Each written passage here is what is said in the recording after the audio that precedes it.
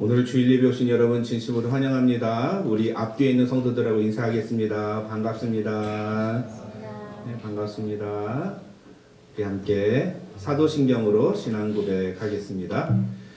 전능하사 천지를 만드신 하나님 아버지를 내가 믿사오며 그 외아들 우리 주 예수 그리스도를 믿사오니 이는 성령으로 잉태하사 동정녀 마리아에게 나시고 본디오 빌라도에게 고난을 받으사 십자가에 못 박혀 죽으시고 장사한 지 사흘 만에 죽은 자 가운데서 다시 살아나시며 하늘에 오르사 전능하신 하나님 우편에 앉아 계시다가 저리로서 산자와 죽은 자를 심판으로 오시리라. 성령을 믿사오며 거룩한 공회와 성도가 서로 교통하는 것과 죄를 사해 주시는 것과 몸이 다시 사는 것과 영원히 사는 것을 믿사옵나이다. 아멘. 아멘. 함께 찬양하겠습니다. 주님 주실 화평 함께 찬양하겠습니다.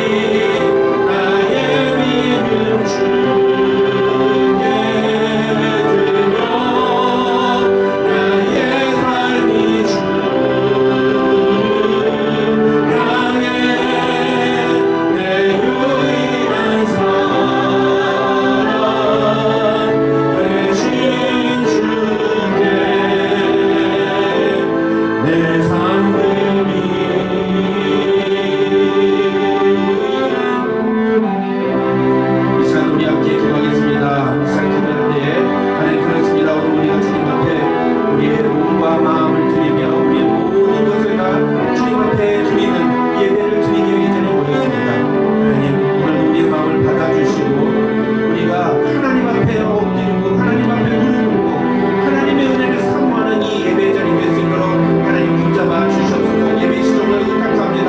하나님 충만하게 성령의 은혜로 채워주시고 하나님의 말씀이 선포될 때 그 말씀 앞에 우리 모두 무릎 꿇는 예배자들 될 수 있도록 하나님 축복하여 주시옵소서. 우리 그렇게 함께 같이 기도하겠습니다. 다 같이 기도하겠습니다.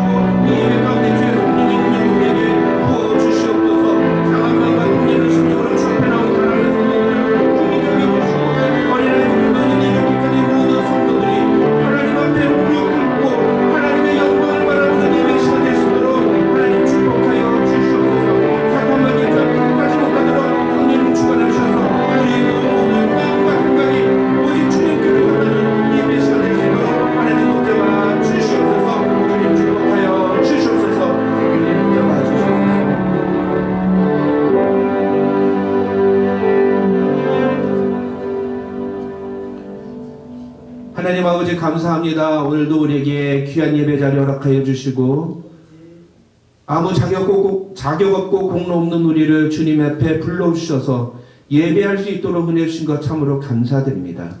하나님, 오늘 우리가 드리는 이 예배를 주님 받아 주시옵소서. 아니 하나님, 우리가 하나님이 받으실 만한 예배를 드리는 예배자들이 되게 하여 주시옵소서. 이 시간 상한 마음과 통회하는 심령으로 주님 앞에 나와 주의 은혜를 구하는, 그저 주님 우리를 불쌍히 여겨달라고 긍휼히 여겨달라고 주님 앞에 무릎 꿇는 자들에게 하나님 합당한 은혜를 허락하여 주셔서 오늘 이 예배를 통해 하나님의 은혜를 경험하게 하시고 우리 중에 아무도 하나님 앞에서 뻣뻣하게 고개 들고 자신의 공로를 내세우며 나는 축복을 받을 자격이 있다고 교만하게 하나님 앞에 서는 자 없도록 우리 모두 다 겸손하게 주님 앞에 무릎 꿇는 이 예배 시간 될 수 있도록 하나님 붙들어 주시옵소서. 오늘 말씀을 선포할 때에 하나님 그 말씀 앞에 우리 모두가 무릎 꿇게 하시고 그 말씀이 우리 모든 성도들의 심령 가운데 박히어서 30배, 60배, 100배의 결실을 맺도록 하나님 축복하여 주시옵소서. 오늘도 이 세계 망방국곳에서 복음을 전하는 사랑하는 선교사님들의 사역을 주님 붙잡아 주시고 그들의 사역이 결코 허공하지 않도록 아버지 하나님 그들의 사역 가운데 열매가 가득하도록 하나님 인도하여 주시고 하나님의 능력이 그들 가운데 함께하여 주시옵소서. 이 예배의 시종을 주님께 부탁드립니다. 처음 시작하는 시간이오니 마치는 시간까지 성령께서 모든 예배를 주관하여 주시옵소서. 예수님의 이름으로 기도드립니다. 아멘.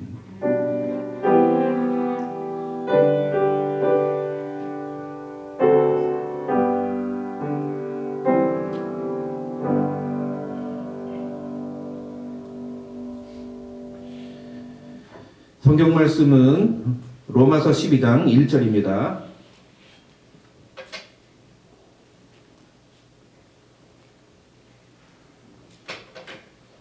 오늘은 로마서 12장 한 절만 우리 함께 읽도록 하겠습니다. 로마서 12장 1절 말씀 우리 다 같이 읽겠습니다. 시작.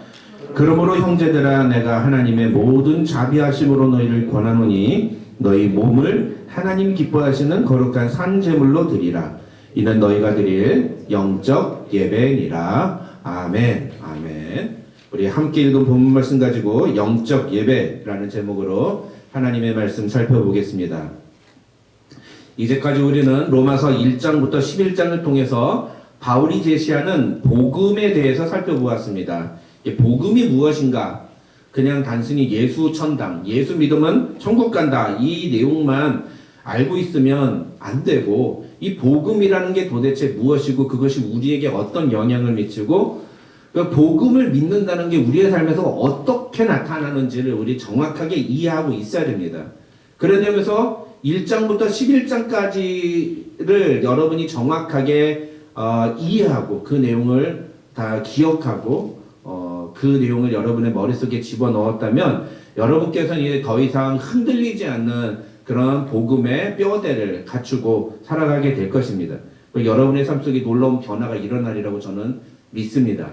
이제부터 우리가 살펴보게 될 로마서 12장에는 그 변화가 어떤 모습인지, 그러니까 복음을 소유한 사람은 어떤 삶의 모습이 나타나는지에 대한 내용을 다루고 있습니다. 결론부터 얘기하면 바울은 그 구원받은 사람, 복음을 소유한 사람에게서 나타나는 삶의 모습을 가리켜서 뭐라고 얘기하느냐? 바로 영적 예배라고 얘기합니다. 무슨 얘기입니까? 우리가 복음을 소유하고 나면 그 다음부터 우리의 삶에서 나타나는 모든 모습들이 다 예배의 모습이라는 거예요. 예배의 모습. 우리는 하나님을 예배하는 사람들이 된다는 겁니다. 믿는 사람은 모두 다 예배자인 것을 믿으시기 바랍니다. 그런데 이걸 정확하게 알아야 되는 게 많은 사람들이 우리가 예배자다 그러면 맨날 교회에 와서 예배 드려야 되는 걸로 알아요. 교회에 와서 예배 시간에 예배 드리는 걸 예배 드린다. 그렇죠? 말이 자꾸 이렇게 자꾸 되풀이 되는데 교회에서 일요일 날 예배당에 와서 이렇게 앉아서 같이 참여하고 찬양하고 기도하고 설교 듣는 거를 예배를 드린다라고 생각을 합니다. 그리고 평일날 어떻게 살든지 상관없이 일요일에만 교회에 오면은 그러면 자기가 신앙이 있는 것으로 착각을 하는 거예요. 자기는 예수님을 믿는다고 생각을 하는 거죠. 평일날에는 전혀 예수님을 믿는 복음을 따라 사는 삶을 살지 않아요. 그러면서 일요일에 교회만 와요. 그러면 그거 예수 믿는 거예요? 안 믿는 거예요? 말씀해 보세요. 그거 믿는 거예요? 안 믿는 거예요? 제가 로마서 지금 몇십 번 얘기했어요. 한 25번, 한 30번 정도 강의한 것 같아요. 근데 아직도 여러분 중에는 마음속에 그래도 예수 믿는 거지. 이렇게 생각하는 분들이 있어요. 제가 압니다. 왜냐? 그걸 깨뜨리는 게 너무너무 힘들어요. 그 생각이. 우리가 갖고 있는 신앙의 고정관념을 깨뜨리는 게 죽을 만큼 힘들어요. 그게 편하거든요. 오늘 그런 점에서 오늘 우리가 이 설교를 잘 들으셔야 됩니다. 오늘 설교를 제대로 들어야 여러분이 이제부터 진짜 여러분의 삶 속에서 예수 믿는다는 것이 무엇인지에 대해서 정확하게 이해를 할 수가 있어요. 여러분 그런 면에서 우리 1절 말씀 아까 우리 본문 읽었지만 다시 한 번만 읽어보겠습니다. 이 1절 말씀은요. 예배란 무엇인가에 대해서 우리에게 제시해주는 매우 중요한 말씀이에요. 다 같이 읽겠습니다. 시작. 그러므로 형제들아 내가 하나님의 모든 자비하심으로 너희를 권하노니 너희 몸을 하나님이 기뻐하시는 거룩한 산제물로 드리라. 이는 너희가 드릴 영적 예배니라. 여러분 성경을 읽으면 성경을 그냥 읽으면 이 내용이 무슨 예배하고 상관이 있나 그리고 그 뒤에 나오는 내용들과 무슨 연관이 있나 이렇게 생각하기가 쉬워요. 그러니까 아무 연관이 없이 그 구절만 예배에 대한 얘기를 하는 것처럼 보이기 쉽습니다. 근데 그게 아니에요. 이 로마서 12장 1절은 로마서 12장 2절부터 16장에 걸친 모든 내용의 함축이에요. 결론이에요. 컨클루전이에요. 12장 2절부터 16장 끝절까지 나오는 모든 내용이 다 이 1절에 나오는 이 영적 예배의 모습들이라는 거예요. 이해가 되십니까? 그렇게 이해를 하셔야 돼요. 그러니까 이제부터 우리가 1장부터 11장까지는 어떤 복음에 대한 이론적인 측면을 얘기했다면 이제부터는 우리가 이 복음을 우리가 소유한다면 우리의 삶 속에서 어떤 모습이 나타나는가 굉장히 실제적인 얘기들을 할 건데 그 모든 것들이 다 우리가 하나님께 드릴 영적 예배의 모습들이라는 것을 먼저 기억에 두고 앞으로 말씀을 듣는 것이 굉장히 중요합니다. 여러분 다시 한번 말씀드리지만 이거는 절대로 행위 구원을 말하는 게 아니에요. 로마서 12장 1절부터 16장까지 나오는 바울이 제시하는 이렇게 하라, 이렇게 하라, 이렇게 하라라는 그 명령들을 지켜야지만 여러분이 구원을 얻는 게 아니에요. 이런 행동들은 뭐다? 구원의 증거다. 구원받은 사람들에게서 나타나는 마땅한 열매다. 그걸 우리가 앞에서는 뭐라고 했어요? 칭의와 성화를 가지고 얘기를 했죠. 그죠? 그래서 칭의 없는 성화 없고, 성화는 반드시 칭의를 경험한 사람에게서만 나타난다. 성화 없는 칭의 없습니다. 칭의를 경험한 사람은 반드시 그 삶 속에서 성화가 나타나게 되어 있습니다. 여러분 믿으시기 바랍니다. 네. 그러니까 성경이 더군다나 복음에 대해서 가장 정확하게 이야기한다는 로마서가 예수 믿고 천국 간다 그걸로 끝나지 않고 예수 믿고 천국 가는 사람의 삶에 대해서 이야기를 하는데, 우리는 그동안 너무나 그 예수 믿고 천국 가는 사람이 이 땅에서 보여줘야 할 삶의 모습에 대해서는 생각도 안 하고 살았던 경우들이 많은 거예요. 왜 그럴까요? 목사가 안 가르치니까 그런 거죠. 여러분에게만 얘기하는 게 아니라 대부분의 목사님들이 그래요. 예수 믿고 천국 가는 거, 구원받아야 된다. 되게 많이 얘기해요. 근데 구원받은 사람이 이 땅에서 보여주어야 할 삶의 모습이 무엇인가에 대해서는 얘기 안 해요. 잘. 그리고 성도들은 어떻게 생각합니까? 그렇게 열심히 신앙생활을 해야, 교회에 빠지지 않고 참석해야, 헌금 많이 하고, 또 교회에서 중직으로 봉사를 하고 막 그렇게 교회를 섬겨야지 나중에 천국에 가는 것으로 이렇게 이해를 한단 말이죠. 그러니까 성경대로 예수를 믿지 않는 거예요. 그게 성경대로.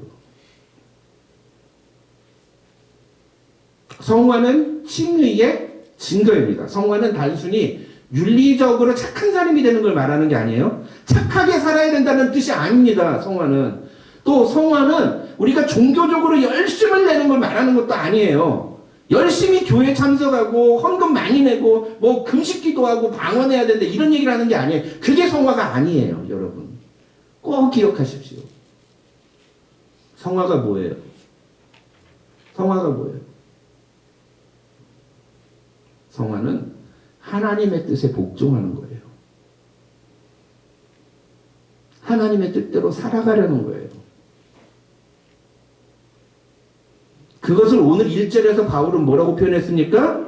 너희 몸을 하나님이 기뻐하시는 거룩한 산제물로 드리라고 표현한 거예요. 그러니까 이 1절에 나오는 이 내용은 뭐냐면 결국 성화의 삶에 대한 얘기예요. 그 성화의 모습을 보여주는 것이 예배의 모습이다라는 거예요. 그러니 그것이 교회에서 일주일에 한 번 와서 예배 참석하는 것을 말하겠습니까? 성화가 일요일날 교회에 참석했느냐 안 했느냐를 얘기하는 거겠습니까? 그게 아닌 거죠. 우리의 생각을 완전히 뒤집어 엎을 필요가 있어요. 다시 새롭게 갈아엎어야 돼요. 너무 우리의 몸 속에, 모습 속에, 우리의 삶 속에 잘못 성경이 말하는 것과 다른 식의 신앙생활이 너무 뿌리 박혀 있는 거죠. 바울은 분명히 우리에게 너희 몸을 하나님이 기뻐하시는 거룩한 산제물로 드리라고 얘기를 했습니다. 여러분 그런데요, 이것을 유진 피터슨이라는 목사님은요, 하나님께 드리는 우리의 삶의 모습으로 이해를 했습니다. 우리의 몸을 하나님께 드리라라고 얘기를 할 때 그 하나님께 드리는 모습들이 과연 무엇을 의미하는가? 그에 대해서 유진 피터슨이라는 목사님은 우리의 삶을 하나님께 드리는 것이다 라고 이야기를 했어요. 여러분 그런 점에서 오늘 제가 여러분하고 이야기를 나누고 싶은 것은요, 우리가 정말로 하나님께 드리는 예배란 무엇인가에 대해서 이 인식을 바로 잡았으면 좋겠습니다. 구원받은 사람은 이제부터 예배를 드리는 삶을 살아가게 되는데 그 예배를 드린다는 것이 도대체 무엇을 의미하는 건가? 단순히 일요일날 교회 와서 예배를 드리는 것을 말하는 게 아니라 내 전 삶을 하나님께 예배를 드리는 삶으로 살아야 된다라는 뜻이라는 거죠. 그런 면에서 오늘 본문에서 바울은 첫 번째로 그것을 뭐라고 얘기하냐? 너희 몸을 하나님께 드려야 된다라고 얘기합니다. 너희 몸을, 몸이라는 단어예요. 이 몸이라는 단어는요, 사실 이 헬라어에서 소마라는 단어예요. 소마. 여러분, 근데 이 소마라는 단어는 두 가지 의미를 갖고 있는데 하나는 이 flesh, 그러니까 우리 육체, body를 의미해요. 그래서 우리 성경에서도 이 너희 몸이라는 단어를 뭐라고 번역했습니까? bodies라고 했죠. bodies. 복수형으로 표현을 했어요. 몸들을 이라고 표현했어요. 그렇죠? 근데 이 몸들을 이라는 건 우리가 몸이 여러 가지가 있다는 거예요? 아닌 거죠. 그래서 유진 피터스 목사님은 이 소마라는 단어는 단순히 우리의 그 육체를 의미하는 게 아니라 우리의 전체의 삶을 의미한다라고 해석을 했습니다. 그래서 유진 피터스 목사님이 1절에 너희 몸을 하나님이 기뻐하시는 거룩한 산제물로 드리라 라고 얘기한 것을 뭐라고 번역했냐면 여러분의 매일의 삶, 일상의 삶, 자고 먹고 일하고 노는 모든 삶을 하나님께 헌물로 드리십시오 라고 번역을 한 거예요. 여러분, 그렇다면 우리 또 궁금해하죠? 삶을 하나님께 헌물로 드리네. 제물로 드리는 건 무슨 뜻일까요? 삶을. 예? 삶을 드리라는 건 무슨 뜻일까요? 이 성경을 읽을 때 우리가 이런 자세가 필요해요. 대부분의 사람들이 성경을 읽을 때 그냥 안다고 넘어가 버려요. 삶을 드리라. 그러면 대충 안다고 그러면 넘어갑니다. 근데 이게 진짜로 무슨 뜻인지 정확하게 얘기해 보라고 그러면 얘기를 잘 못하시는 분들이 많습니다. 또 우리가 이걸 정확하게 이해를 해야 돼요. 여러분, 많은 분들이 너의 삶을 하나님께 드려야 된다라고 그러면 뭐라고 이해합니까? 아, 우리 보고 나가서 전도하라고 그러나 보다. 뭐 단기 선교를 가서 복음을 전하는 삶을 살아야 된다고 얘기하나 보다. 뭐 이렇게 얘기합니다. 그래서 우리 길거리에서 저 사진에 보이는 것처럼 몰몬 교도들은 어떻게 해요? 청년들이 예수를 믿으면 2년 동안 너희의 인생 중에서 단 2년은 하나님께 완전히 드려서 너희의 개인적인 일을 하지 말고 2년 동안은 나가서 전도하는, 이 복음을 전하는 일을 해야 된다라고 해요. 이걸 의무로 줍니다. 자기가 무슨 일을 하는지 상관없어요. 그리고 이걸 해야지만 너희는 구원을 받을 수 있다라고 얘기를 해요. 명백한 행위 구원이죠. 행위 구원이에요. 여러분, 근데 오늘 본문에서 바울이 말하는 너희 몸을 하나님께 드리라는 얘기가 이런 의미일까요? 아니라는 거예요. 아니에요. 하나님이 우리에게 요구하시는 건 우리가 선교사가 되거나 우리가 목사가 되는 걸 의미하는 게 아니란 겁니다. 물론 그게 완전히 틀렸다고 볼 수 없어요. 어떤 사람은 특별히 하나님이 감동을 주시거나 하나님 특별한 사명을 주셔서 자신의 인생을 진짜로 하나님께 드리고, 그래서 내가 이제부터는 내 마음대로 살지 않고 내 자신을 위해서 살지 않고 하나님의 뜻을 이루는 일을 위해서 살겠습니다 라고 헌신하고 결단하고 그 일을 하면서 살아가는 사람도 있어요. 그런 사람이 누구예요? 네, 목회자들. 그게 목회자들이에요. 그 목회자들은 먹고 사는 문제로 살아가는 사람이 아니에요. 목회자가 먹고 사는 문제로 살아가는 사람이 아니라는 건 그걸 누가 책임지는 걸까요? 예? 그래요. 다 그렇게 생각해요. 주님이라고 생각해요. 아니에요. 주님이 아니에요. 누가 책임지라고 할까요? 교회가 책임지는 거예요. 예. 그러니까 많은 분들이 목회자들이 주님이 책임지신다 그러니까 자기는 책임 안 지려고 그래요. 아니에요, 여러분. 교회가 책임지는 교회가. 이건 오늘 중요한 게 아니니까 그냥 넘어가겠습니다. 나중에 따로 다다음 주에 이거 얘기할 거예요. 예. 그런데 그렇게 목사들처럼 특별하게 자신의 인생을 다 하나님을 위해 드리는 사람도 있지만 모든 사람에게 다 그걸 요구하는 건 아니에요. 모든 사람이 목사가 되어야 되는 건 아니에요. 제가 늘 말하죠. 목사만 주의 종입니까?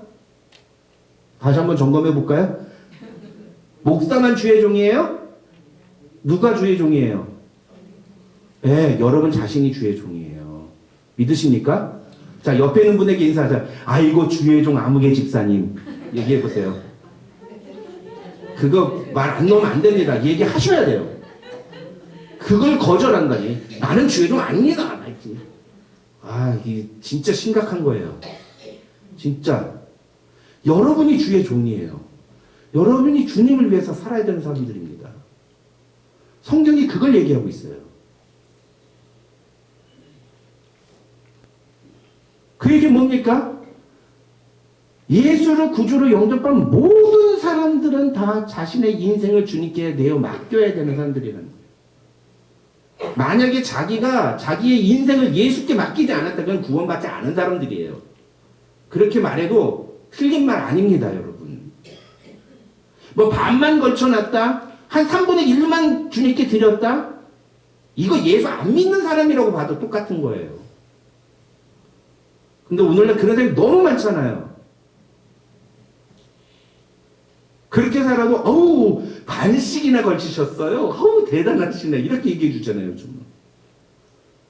그냥 교회만 나와주시면, 늦게 오더라도 교회만 오시면은 아우 잘했다고 칭찬해 주잖아요. 그게 무슨 예수를 믿는 겁니까? 그게.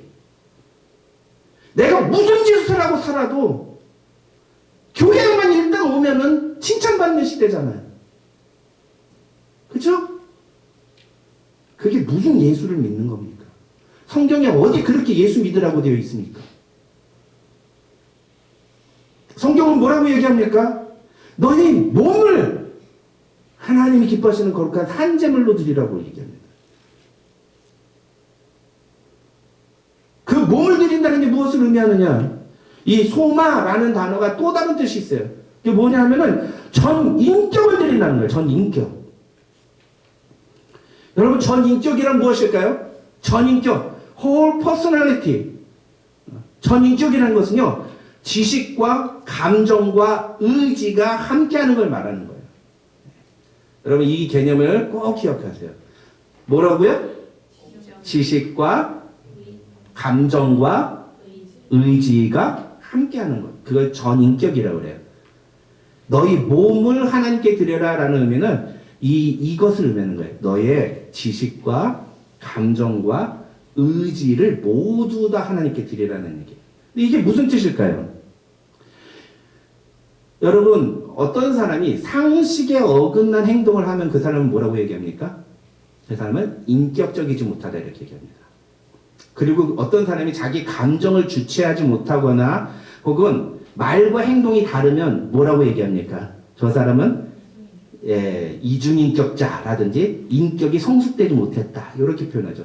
그 얘기는 뭐예요? 지식과 감정과 의지 이 세 가지 중에 어느 것 하나라도 비어있거나 부족하면 그것은 인격이 온전하지 못하다는 뜻이에요. 그렇죠? 그렇다면 하나님이 우리에게 요구하시는 바울이 오늘 본문에서 얘기하는 우리가 하나님께 드려야 되는 영적인 예배는 전인격, 지식과 감정과 의지를 모두 다 사용해서 하나님께 드려야 된다는 거예요. 그게 무슨 의미일까요?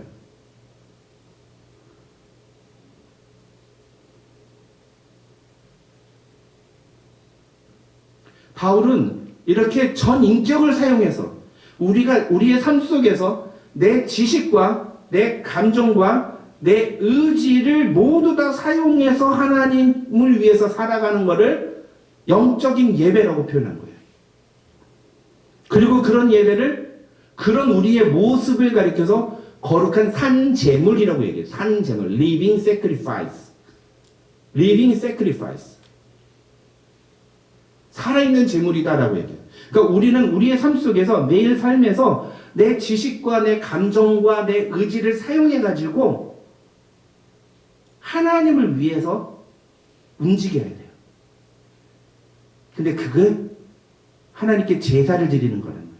그게 우리가 드려야 될 영적인 예배의 모습이라는 거예요. 그럼 왜 산제사일까요?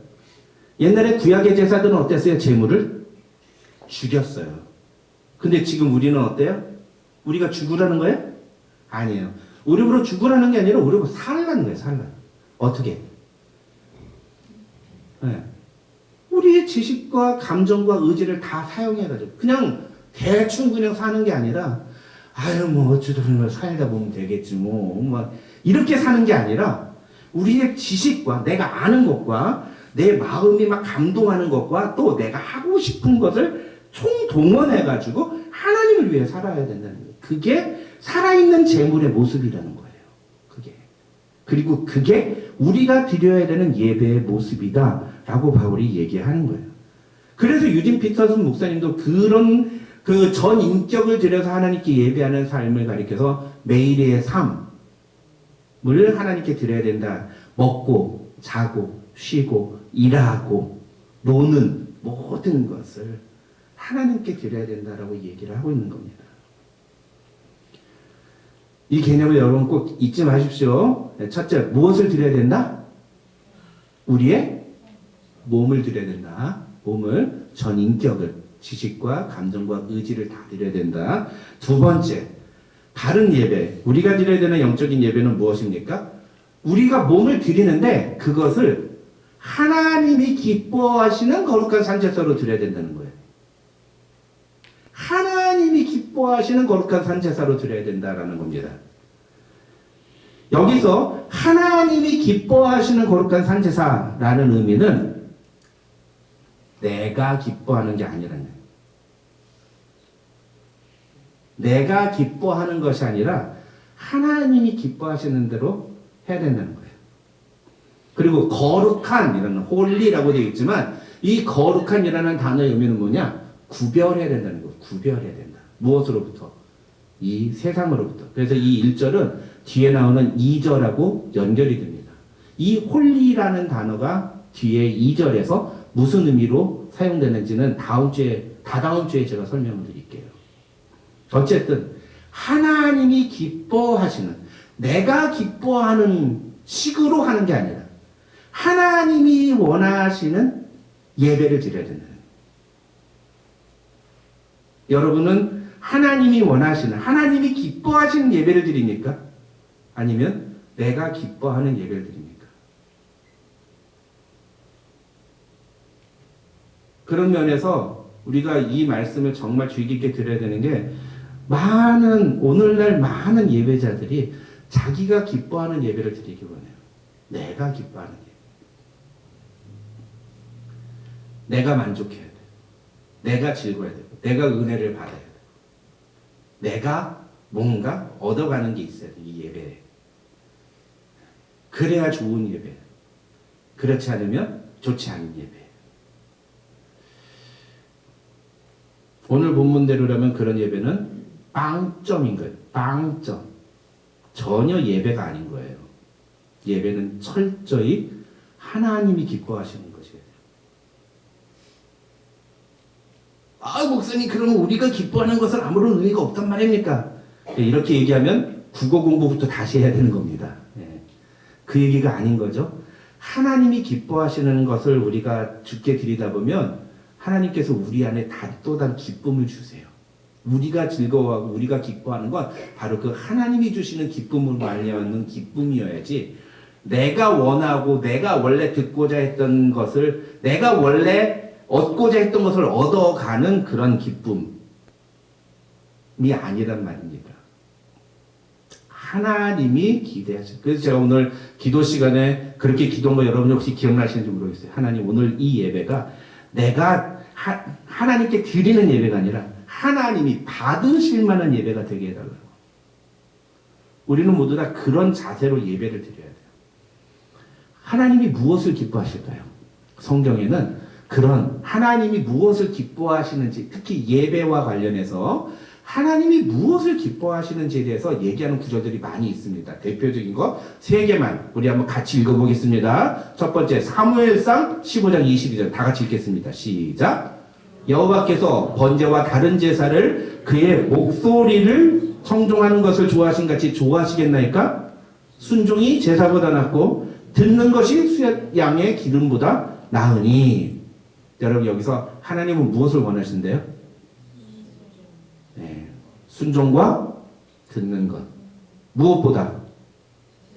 제사보다. 숫양의 기름보다. 숫양의 기름이 뭐예요? 그게 제사 때 사용하는 제물이에요. 이거 뭐 우리 새벽에 만나 들으신 분들은 다 이미 배경 알고 계시지 않습니까? 못 들으신 분들은 새벽에 만나를 참조하세요. 이게 무슨 내용인가? 생각보다 이 내용의 배경을 모르는 사람도 굉장히 많습니다. 그러면 아무 말도 할 수 없는 거예요. 특히 우리 뉴스 그룹들. 목사님이 얘기하는 거 저게 무슨 내용인가 난 모르겠다. 그러면 안 돼요. 저게 무슨 내용인지 알려고 노력해야 돼요. 그냥 넘어가니까 여러분이 신앙이 안 자라는 거예요. 성경의 내용을 알아야 여러분 안에 복음이 들어갈 수가 있는 겁니다. 이 내용의 배경을 우리 뉴스 그룹들을 위해서 간단하게 얘기할게요. 하나님이 아말렉이라는 민족을 진멸하라고 했어요. 사울 왕한테. 근데 사울 왕이 전쟁에 나가서 다 하나님이 허락하셔서 승리했는데 막 양이랑 소랑 되게 좋은 걸 전리품으로 가져왔어요. 하나님은 그런 것들까지 다 죽이라고 했거든요. 근데 사울 왕이 그 하나님의 말씀을 듣지 않고 소나 양 같은 것들을 다 가지고 왔어요. 왜 가져왔어요? 하나님께 제사 드리겠다고 가져왔어요. 그러니까 사무엘이라는 선지자가 사울 왕한테 하는 얘기가 저 얘기예요. 왕이 하나님을 위해서 저런 재물을 가져왔다고요? 하나님이 그런 재물 받으시겠습니까? 이게 무슨 얘기냐? 여러분 간혹가다 제가 예전 교회에서도 그런 청기를 받는데 목사님 저를 위해서 기도해 주세요. 왜? 제가 이번에 로또를 하나 샀는데 이 로또 1등 당첨되면 내가 교회에다 11조 할게요. 하나님이 로또 1등 당첨돼서 내는 11조를 받으시겠느냐?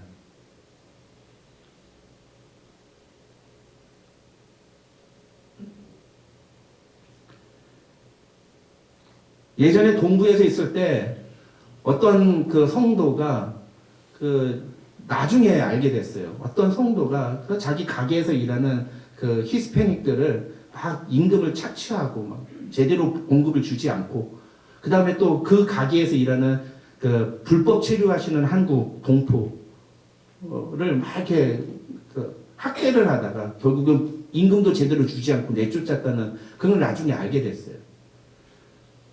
그런 분이 그렇게 열심히 돈 모아가지고 11조 헌금하는 거 하나님이 받으시겠느냐? 하나님이 그거 기뻐하실까? 그런 뜻이에요. 그런 뜻이에요. 또 호세아 6장 6절 다 같이 읽겠습니다. 시작. 나는 인애를 원하고 제사를 원하지 아니하며 번제보다 하나님을 아는 것을 원하노라. 여기서 뭐라고 하세요? 하나님이 나는 제사를 원하지 않는다. 우리식으로 말하면 뭐예요? 나는 예배를 원하지 않는다. 니네 예배 드리는 건 나 그거 원하는 게 아니야. 내가 진짜 원하는 게 뭔 줄 알아? 니네가 사랑을 실천하며 사는 거야. 니네가 내가 어떤 신인지를 아는 거야. 나는 그걸 더 원해. 하나님 그 얘기하시는 거예요. 아니 하나님이 예배를 싫어하신다는 게 이해가 됩니까? 그러니까 이걸 그냥 문자 그대로 받아들이면 국어 공부부터 다시 해야 되는 거예요. 그런 뜻이 아니에요. 예배 드리지 말자. 하나님이 예배를 싫어하신다. 원하지 않는다고 했으니까 우리 예배 드리면 안 된다. 이렇게 얘기하면 안 되는 겁니다. 다음 세 번째 미가서 6장 6절부터 8절 좀 글씨가 작은데 잘 보이는지 모르겠어요. 근데 한번 같이 읽어보겠습니다. 시작. 내가 무엇을 가지고 여호와 앞에 나아가며 높으신 하나님께 경배할까? 내가 번제물로 1년 된 송아지를 가지고 그 앞에 나아갈까? 여호와께서 천천의 수량이나 만만의 강물 같은 기름을 기뻐하실까? 내 허물을 위하여 내 맏아들을 내 영혼의 죄로 말미암아 내 몸의 열매를 기릴까? 사람아 주께서 선한 것이 무엇임을 내게 보이셨나니 여호와께서 내게 구하시는 것은 오직 정의를 행하며 인자를 사랑하며 겸손하게 내 하나님과 함께 행하는 것이 아니냐.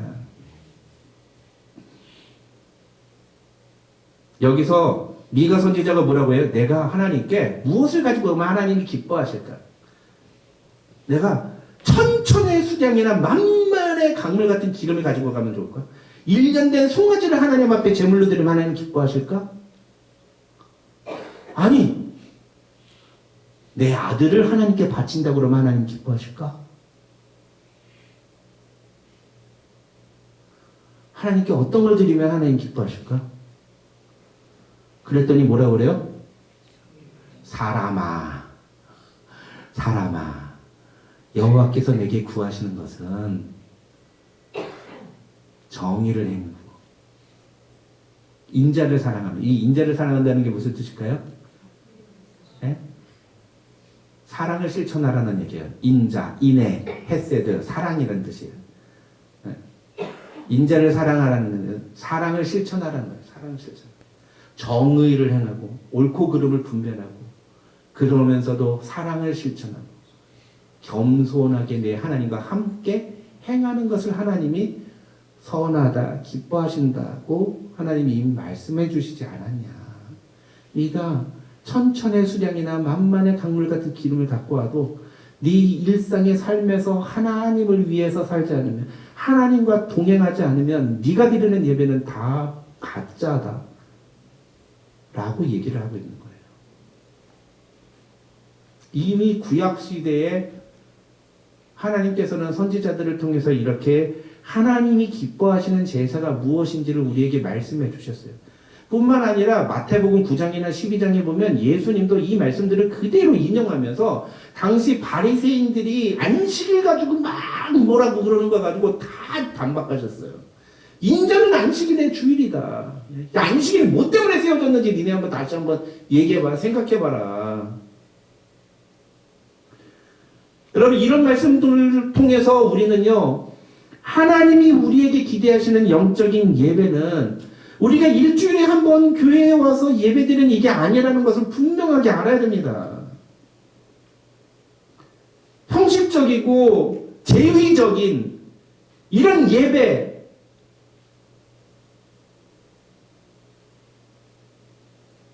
찬양을 뜨겁게 부르고, 요즘 우리 청년들이 너무 그런 쪽으로 이렇게 치우쳐져 가고 있어서 목사로 참 걱정이에요. 좋은 시설과 그리고 내가 아는 그런 노래들이 나오면은 막 은혜 받았다고 그러는데 성경 말씀 딱 들어가면은 그 다음부터는 난 아무것도 몰라요 이렇게 돼버려요. 자기 감정에 도취되는, 자기 만족을 추구하는 신앙생활. 여러분, 그런 예배 아무리 우리가 드려봤자 하나님 기뻐하시지 않는다. 우리가 드려야 되는 진짜 예배는 뭐냐? 하나님이 정말 기뻐하시는 게 무엇인가를 생각하고 그걸 행동하는 거예요. 하나님이 진짜로 기뻐하시는 게 무엇일까? 그럼 매일마다 생각하고 순간순간마다 하나님이 이 순간에 나한테 기뻐하시는 게 뭘까? 하나님이 나한테 원하시는 건 뭘까? 그걸 생각하는 거. 그게 진짜 하나님이 원하시는 예배라는 거예요. 최근에 어떤 목사님이 남가주 사랑의 교회 청년부 수련회에서 강사로 말씀을 전했어요. 그런데 수련회가 끝났는데 한 청년이 이 목사님에게 메일을 보냈습니다. 제가 그 목사님이 이제 그 청년의 메일을 SNS에서 공개를 했어요. 허락을 받고. 그래가지고 그 메일을 제가 읽게 됐는데, 참 도전이 되고. 근데 이 친구도 1.5세나 2세인 것 같아요. 한국말이 서툴러가지고 문법이 많이 틀리고 막 비문이 있더라고. 말이 안 되는 말들이 있더라고요. 그래서 제가 원문하고는 조금 각색을 해가지고 이 청년이 말하고자 하는 내용에 맞게 다시 좀 편집을 했습니다. 수정을 했어요. 그래가지고 제가 이 편집문을 제가 여러분께 소개를 해드리겠습니다. 이게 다 깨졌네요.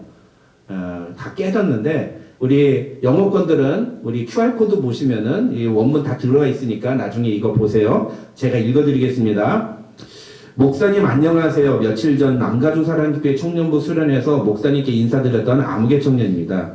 수련회 기간 내내 목사님의 말씀이 너무 좋았고 감사했습니다. 짧은 대화였지만 가르침도 많이 배웠고 위로가 되었던 것 같습니다. 감사합니다.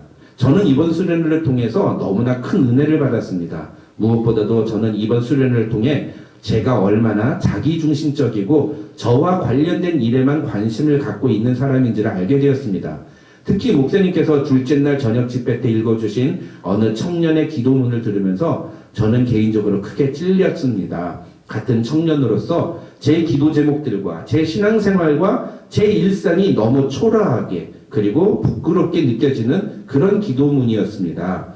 사실 수련회에 참석하기 전까지만 하더라도 저의 관심은 온통 취업에 가 있었습니다. 저에게 있어서 가장 중요한 기도 제목은 취업이 잘 되는 것이었습니다. 그런데 그 청년은 저는 한 번도 생각해 본 적이 없는 지구 반대쪽에서 벌어지고 있는 참혹한 비극에 대해서 하나님께 기도했습니다.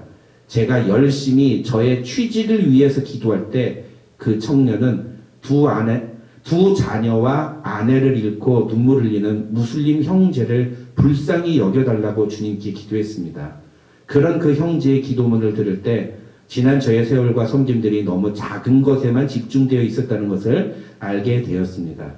저도 나름대로는 주일마다 교회에 와서 예배 시간에 나를 사용하시고 나를 열방을 살리는 불이 되게 해달라고 춤추며 찬양하며 기도했습니다. 그러나 저는 제 주변에 있는 가난한 자들, 억울한 일을 당한 자들에 대해서는 전혀 관심이 없었습니다. 저는 그저 신자로서 제가 해야 할 일에 최선을 다하는 것이 바른 신앙인의 모습이라고 생각했고, 그래서 교회에서 대학부 회장으로 정말 열심히 교회를 섬겼습니다. 하지만 그것은 그저 제가 관여하고 있는 공동체를 향한 것들 뿐이었고, 하나님이 긍휼의 눈으로 바라보시는 영혼들에 대해서는 저는 무관심했습니다. 저는 저를 바라보시는 하나님의 시선을 기대했고 하나님이 저를 바라봐 주시기를 기도했습니다. 그러나 정작 하나님이 바라보시는 곳에는 저의 마음도 시선도 눈물도 두 발도 전혀 향하지 않았습니다. 하나님은 항상 제 편이시기를 바라면서도 저는 하나님 편에 서 있지 않았습니다. 하나님이 내 마음을 알아주기를 바라면서 저는 하나님의 마음에 철저히 무관심했습니다. 이번 수련회를 통해 저는 이제 더 이상 저의 취업이 가장 중요한 문제가 아니라는 것을 알았습니다. 그보다 저도 하나님이 관심을 가지시는 일에 관심을 가져보기로 했습니다. 그렇다고 취업을 하지 않겠다는 말은 아닙니다. 열심히 노력해서 좋은 직장에 취업하고 싶습니다. 그러나 그것이 끝이 아님을 이번에 알았습니다. 하나님이 저에게 좋은 것을 주시는 것은 그 다음에 무엇인가를 저에게 기대하시기 때문이라는 것을 알았습니다. 그것이 구체적으로 무엇인지는 아직 잘 모르겠습니다. 그러나 이제 더 이상 저 자신만을 위해서 살지는 않겠습니다. 좋은 직장에 취업되게 해달라고 기도하기보다는 내가 어디서 무엇을 하든지 하나님의 도구로 살게 해달라고 기도하겠습니다. 이 청년은 동부에 있는 저와 같이 사역을 했었던 어느 목사님이 청년들을 대상으로 목회를 하시는데 그 교회에서 주일 예배 때 어떤 청년이 기도했던 그 기도문을 듣고서는 감동을 받은 거예요. 어떤 분은 그 기도문이 어떤 거냐, 원문이 뭐냐, 뭐 이렇게 궁금하실 수도 있는데 중요한 건 그 원문의 기도문이 아니라 그 기도를 듣고 반응한 이 청년, 남가주 사랑의 교회 청년의 반응이에요. 여러분, 이 청년은요, 수련회 오기 전까지 남들과 똑같이 열심히 살고 열심히 교회를 섬기는 그런 청년이었습니다. 이 청년에게 있어서 최고로 중요한 문제는 자신의 취업이었어요.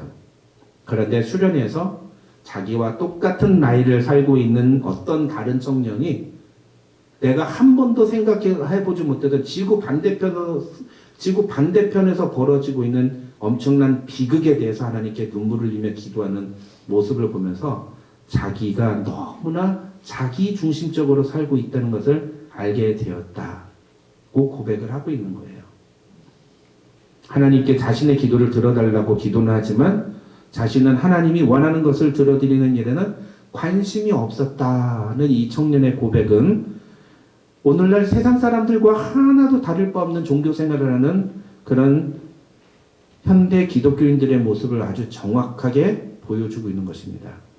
제가 자주 말씀드리지만 종교는 신의 힘을 빌어서 내가 원하는 것을 이루려는 거예요.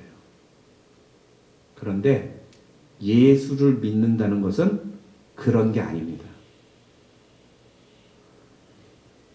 예수를 믿는다는 것은 예수를 위해 사는 것을 말해요. 우리는 예수를 위해 사는 사람들이어야 합니다. 우리는 예수님을 기쁘시게 하는 사람이 되어야 됩니다. 그것이 우리의 삶의 목표가 되어야 되고, 그것이 우리의 선택의 기준이 되어야 되고, 그것이 우리의 태도를 통해 나타나야 돼요. 너의 몸을 하나님이 기뻐하시는 거룩한 산제물로 드리라는 바울의 권면은 바로 이런 의미인 것입니다. 마지막 세 번째, 우리가 드려야 되는 영적인 예배는, 영적인 예배에 대해서 바울은 우리 보고 우리의 몸을 하나님께 드리라고 표현합니다. 드리라. 왜 드리라고 표현했을까요? 우리가 드리지 않으면 절대로 저절로 드려지지 않기 때문이에요. 우리는 우리의 몸을 하나님께 드려야 됩니다. 저절로 되지 않아요. 그래서 우리의 의지가 필요합니다. 의지가 사용이 되어야 되는 거예요. 왜 저절로 드려지지 않을까요? 그것은 우리 안에, 우리 마음 안에 여전히 죄의 본성이 남아있기 때문이에요. 인간은 누구나 이 강력한 죄의 본성을 따라 살아가는 존재들입니다. 그래서 끊임없이 우리는 그 죄의 본성과 싸워서 이겨야 돼요. 그게 뭐라고요? 그게 뭐라고요? 두 글자? 성화. 맞아요. 이제 아시네. 그게 성화예요, 그게. 그 죄의 본성과 싸우는 것, 그게 바로 성화예요. 여러분, 성화는 내면 세계 전쟁이다. 싸움이에요, 싸움. 그 싸움을 싸우는 거예요. 그 싸움 싸우지 않으면 우리 몸은 자동적으로 우리의 몸을 죄의 본성에게 드립니다. 무슨 얘기입니까? 내가 원하는 대로 살고 내가 하고 싶은 대로 살게 되어 있다는 거예요. 오토매티컬리 그게. 이걸 이기려면 어떻게 해야 돼요? 우리가 의식적으로 우리의 몸을 하나님께 드려야 돼요. 그때 우리의 의지가 사용되어져야 하는 겁니다. 그때. 어떻게 하면 우리의 몸을 드릴 수 있느냐? 그걸 바울은 2절에서 세 가지로 얘기합니다. 세 가지로. 그런데 그 내용을 이제 다다음 주에 살펴보겠습니다. 아마 3주간에 걸쳐서 얘기할 것 같아요. 하나씩 그 세 가지를 하나씩 얘기할 거예요. 어쨌든 중요한 건 뭡니까? 오늘 예배를 통해서 우리가 드려야 되는 예배 뭐라고요? 우리의 몸을, 우리의 지식과 우리의 감정과 우리의 의지를 하나님이 기뻐하시는 거룩한 산 제물로 드려야 돼요. 그게 우리가 드려야 될 영적인 예배다라는 거예요. 그런데 여러분 1절 다시 한번 보세요. 1절. 그렇게 얘기하면서 바울이 뒤에서 뭐라 그래요? 이는 너희가 드릴 영적 예배니라라고 되죠. 영적 예배니라. 그러니까 우리가 보통 이제 영적 예배니라라고 하면 그걸 어떻게 이해를 합니까? 물리적인 예배는 아니라고 생각해요. 그렇죠? 그런 생각을 가지고 살아가면 되는 거야. 이렇게 생각하죠. 그렇죠?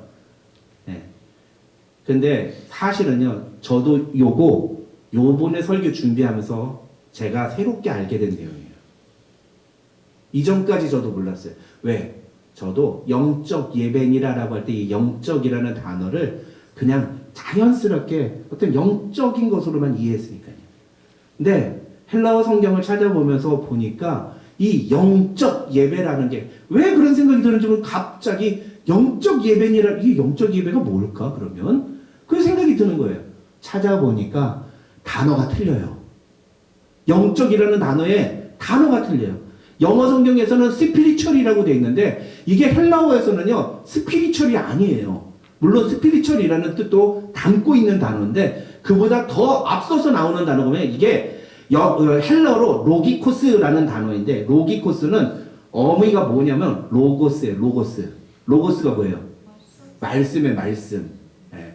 그래서 이 로기코스라는 단어는요 말씀에 의한이라는 뜻이에요. 그리고 거기서 파생돼서 뭘 얘기하냐면 이성적인, 합리적인 그런 의미도 갖고 있는 거예요. 근데 이게 초대교회를 지나오면서 이 헬라 철학의 영지주의적인 사상과 합쳐지면서 이 단어가 당시 사회의 용례가 그 이성적인 합리적이라는 것이 영적인 것과 같은 의미로 쓰였던 거예요. 그게 이제 영어로 번역되면서 이게 스피리추얼이라고 번역이 되어 왔던 겁니다. 문제는 뭐냐면 여러분 혹시 성경 가지고 계신 분 중에 잘 보세요. 1절을 보시면은 제 성경은 그렇게 되어 있어요. 그 영적이라는 단어에 이라고 표시되어 있어요. 여러분 성경 없나요? 한번 보세요. 여러분 성경이 대부분 그런 게 있을 거예요. 영적인 것에 이면은 맨 밑에 보면은 거기 각주가 있죠. 뭐라고 되어 있어요? 뭐라고 써 있나요? 제 성경에서는 합당한이라고 되어 있어요. 합당한, 올바른 이라는 거예요. 이것이 너희가 드릴 영적 예배니라는 뜻은 무슨 뜻이라고요? 이것이 너희가 드려야 될 합당한 예배다. 이것이 너희가 드려야 될 올바른 예배다. 이것이 너희가 드려야 될 말씀대로 예배를 드리는 모습이다 라는 거예요. 뭐가요? 우리의 몸을 하나님이 기뻐하시는 거룩한 산 제물로 드리는 것이. 그러니까 평일날 한 번도 예수님에 대해서 생각하지 않고 예수님에 대해서 어떤 감정도 느끼지 않고 예수님을 위해서 아무것도 하지 않으면서 일요일날 교회 나와서 예배만 드리면 그게 예배예요? 그 예수 믿는 거예요? 그래도 예수 믿는 거예요? 그 사람을 예수 믿는 사람이라고 할 수 있어요? 네, 안 믿는 것보단 낫죠. 저도 동의합니다. 안 믿는 것보단 나아요. 왜냐하면 들어와서 계속 듣다 보면 변화될 가능성이 있으니까. 안 믿는 것보단 나아요. 저도 100% 동의합니다. 근데 무슨 얘기를 하는 거예요? 그걸로 만족하지 말라는 거예요. 얼마나 감사해요. 우리 저기 이모님처럼 아유 안 믿는 게 아니에요. 몰라서 그렇지. 모르는? 배우면 돼요. 우리 한국 속담에는 옛날에 뭐 무식한 게 죄다 근데 아니에요. 모르는 건 죄가 아니에요. 그러니까 모르는 걸 계속 방치해 놓는 건 죄예요. 왜? 죄를 지을 수밖에 없어요. 무지는. 성경적 개념이 그래요. 모르는 걸 계속 놔두면 그 사람은 반드시 죄를 짓는다. 그게 성경의 개념이에요. 하나님의 뜻을 모르면 죄를 지을 수밖에 없어요. 그래서 우리는 끊임없이 어떻게 돼요? 알아야 돼요. 알려고 노력해야 돼요. 알려고 노력해야 됩니다. 여러분. 그래서 예전에 제가 수요 강단에서 얘기했는데 존 칼빈은 교회는 신학교여야 된다라고 얘기했어요. 끊임없이 성도들을 가르쳐야 된다. 끊임없이 성도들이 배워야 된다. 무엇을? 하나님의 말씀이 무엇을 얘기하는 거예요? 가장 단적은 뭐예요? 예배가 뭔가요? 우리가 드려야 되는 예배가 뭔가요? 그러니까 일주일에 한 번도 예수님을 의식하지 않고 살아가던 사람이 일요일에 교회 나와서 예배에 참석한다고 그 예배 드렸다고 말하면 안 되는 거예요. 그러나 평상시에 내가 하나님을 의식하고 하나님이 기뻐하시는 게 무엇인가를 생각하고 마음 생각하면 내 마음속에서 나를 위해 십자가에 신 예수님이 너무 감사하다 막 이런 마음이 들고 그런 사람은 주일이 기다려져요. 왜? 하나님 앞에 예배드리고 싶어. 가서 예배드리고 싶어. 그런 마음이 저절로 들게 돼 있어요. 그런 마음이. 그게 자연스럽게 나타나게 되어 있어요. 그게 영적인 예배. 그게 하나님이 기뻐하시는 바른 예배의 모습인 겁니다. 오늘 말씀이 여러분을 다 잘못하고 있다 뭐 이렇게 책망하는 그런 설교가 아닙니다. 다만 성경대로 우리가 신앙생활 하는 것이 무엇인가 좀 고민해 봐야 될 필요는 있지 않을까요? 무엇이 바른 예배의 모습인가, 무엇이 바른 구원받은 사람의 모습인가를 성경이 말하는 대로 고민해 볼 필요가 있지 않을까요? 성경은 분명하게 말합니다. 너희의 몸을 하나님이 기뻐하시는 거룩한 산 제물로 드리라. 사실은 우리가 이제 주일날 예배드리는 걸 안식일의 개념하고 연결시켜서 생각하지 않습니까? 근데 하나님이 안식일을 제정하신 이유가 뭐예요? 너희 몸을 구별해서 그날 하루는 거룩하게 하나님만을 위해서 예배하는 시간을 가지라고 구별해 놓으라고 했던 거예요. 그 구별. 안식일의 가장 중요한 개념은 구별의 구별. 마찬가지로 주일도 마찬가지예요. 우리가 이렇게 일요일날 여기 와서 예배 드리는 이유는 이날을 특별히 다른 날도 다 우리 일상대로 사는데 그 중에 하루 정도는 좀 구별해서 하나님을 위해서 예배하고 교회를 섬기고 지체들과 함께 교제 나누는 시간을 갖자. 그래서 함께 모여서 예배하는 거예요. 중요한 건 오늘 말씀을 통해 이제 우리가 어떻게 살아가는 것이 바른 예배자의 삶인가를 알았다면 그 예배자의 삶을 살기 위해서 노력을 해야 된다는 거죠. 몰랐다면 여러분의 책임이라고 볼 수는 없어요. 그러나 이제 들었으니까 이제부터는 여러분에게 책임이 주어지는 겁니다. 그런 예배자로 살아가셔야 돼요. 이는 너희의 드릴 영적 예배니라.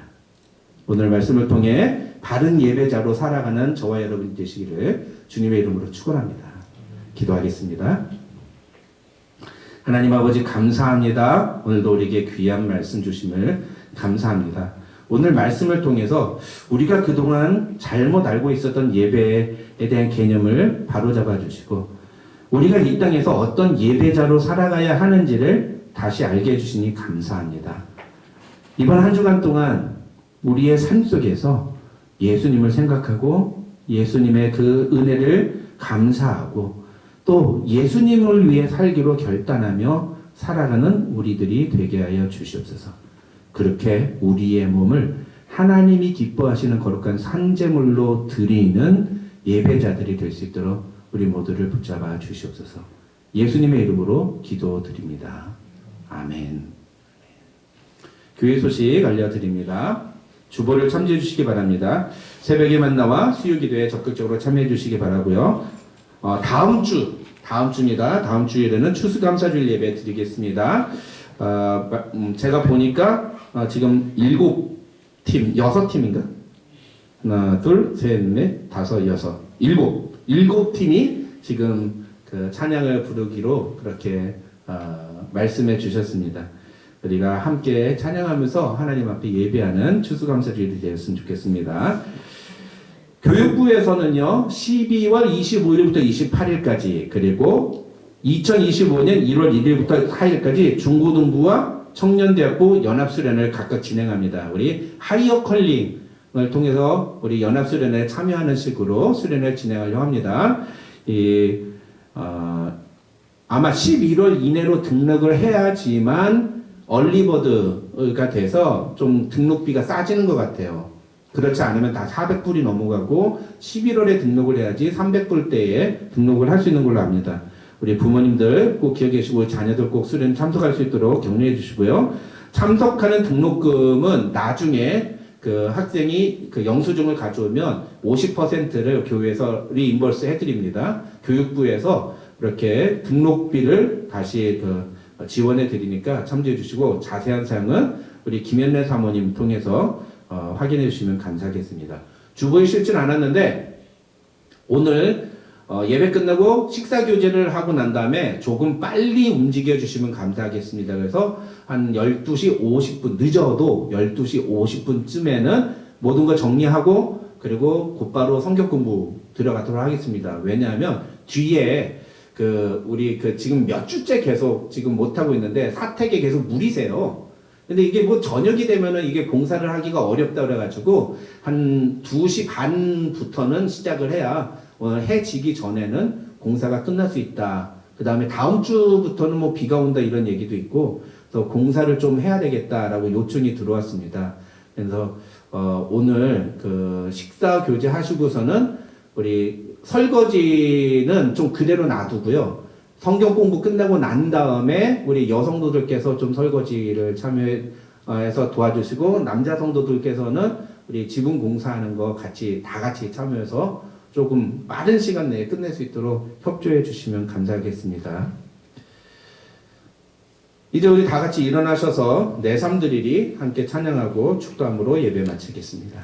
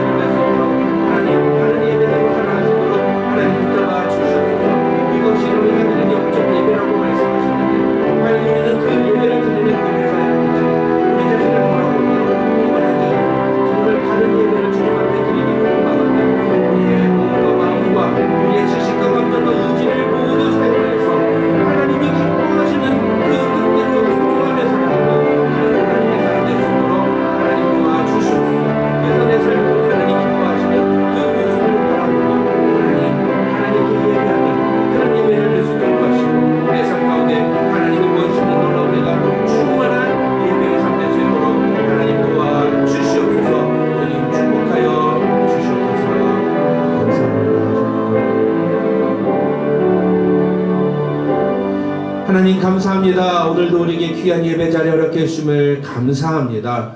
오늘 주신 예배를, 이 예배의 기회를 통해서 하나님, 우리가 평생 어떤 예배자로 살아가야 되는지를 알게 해주시니 감사합니다. 하나님, 오늘 주신 말씀 우리가 평생 잊지 않고 기억해서 우리의 살아가는 모든 순간마다 하나님이 기뻐하시는 거룩한 산제물로 우리의 몸을 하나님께 드리는 그런 예배자들이 되게 하여 주시옵소서. 주님이 나를 위해 십자가 지시고 죽으셨다는 그 사실 하나만으로도 우리가 우리의 몸을 주님께 드릴 이유는 충분함을 고백합니다.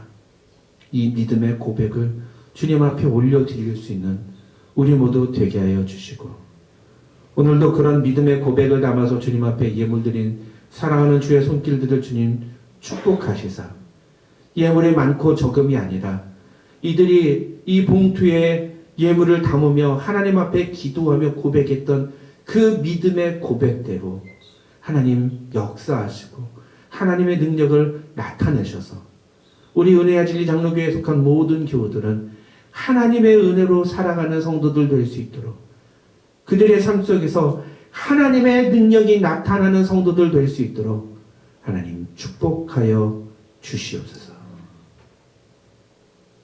지금은 우리 구주 예수 그리스도의 한이 없으신 은혜와 우리 아버지 하나님의 만극하신 사랑과 성령님의 감동 감화 교통 충만하신 은혜가 너희 무리 가운데 함께 있을지어다. 아멘.